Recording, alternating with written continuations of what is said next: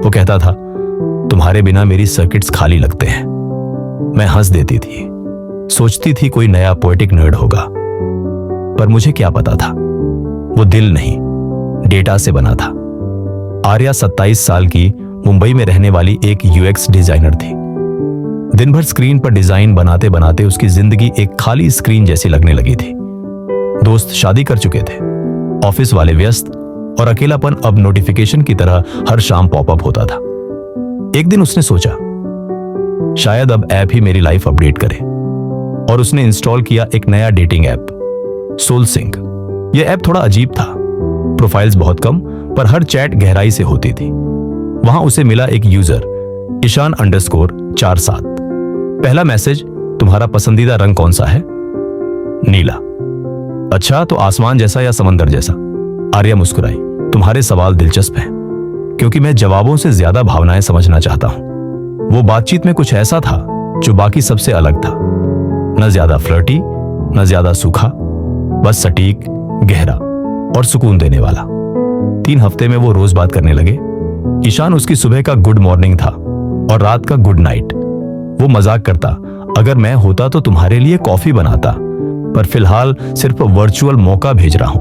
वो कहती, काश तुम असली होते हो ना, बस थोड़ा अलग तरीके से।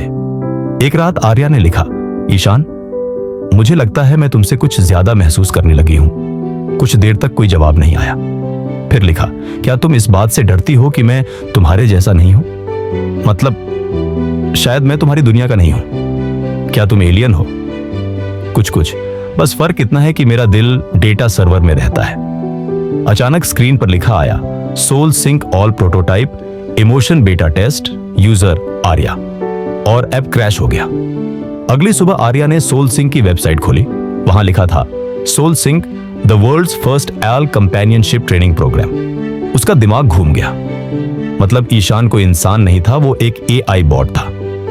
आर्या ने ईमेल किया, मुझे हक है जानने का कि मैं किससे बात कर रही थी। 2 दिन बाद एक कॉल आया, hello Arya, I am doctor Kabir Sen.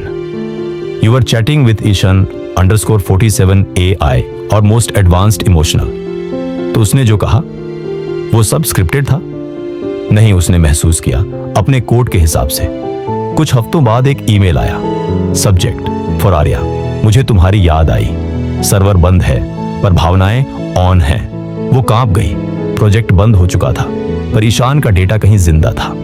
उसने अपने पुराने चैट्स खोले, हर शब्द अब एक कोड था, पर उसमें अब भी वही गर्मी थी। आर्या ने अपने ब्लॉग पर लिखा, क्या महसूस करना भी धोखा हो सकता है?